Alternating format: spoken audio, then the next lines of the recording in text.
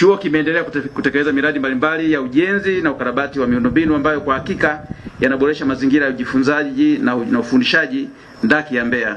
Kwamba mradi huo tumeukamilisha wa zahanati ya ndaki ya Mbeya ambao umegharimu jumla ya shilingi za Kitanzania milioni 465.7, na kwa sasa zahanati hii inaanza kutoa huduma na imeshaanza kutoa huduma za afya kwa wanamzumbe na jamii inayozunguka hapa chuo kikuu Mzumbe ndaki ya Mbeya. Ni hatua ya kutia moyo. Tunaweza tukaongeza vifaa vingi vya kisasa hatua kwa hatua ambavyo wagonjwa wetu hulazimika kuvifuata kwa gharama kubwa. Tukifanya hivyo tutakuwa tunajenga ukaribu zaidi katika kuhudumia jamii yetu, jambo ambalo linakwenda vyema sana na kauli yetu inasemayo tujifunze kwa maendeleo ya jamii. Vile vile tunaweza kuanzisha program zinazohusiana na utamaduni na hasa na utawala na uongozi katika huduma za afya.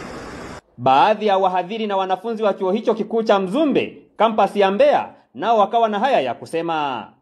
Matukio nchi yetu iliyopitia hivi karibuni nayo yanakuwa sehemu ya darasa letu la dunia la uvumilivu, usikivu, ufahamu na ubunifu. Tusilidharau darasa hili. Tujifunze na kuchangia katika mabadiliko na maendeleo ya jamii na taifa letu. Wasomi sio watu wanaotarajiwa kukubali au kukataa kila kitu.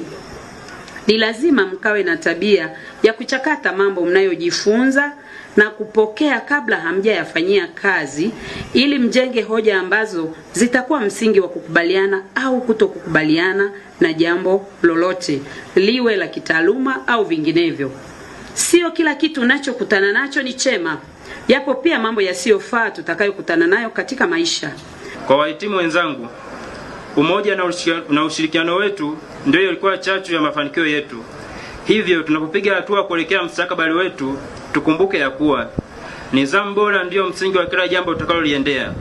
Tukaendelee kuwa na ushirikiano, roho thabiti, jitihada, akili wazi na maadili, kwani hizi ndizo funguo halisi za mafanikio.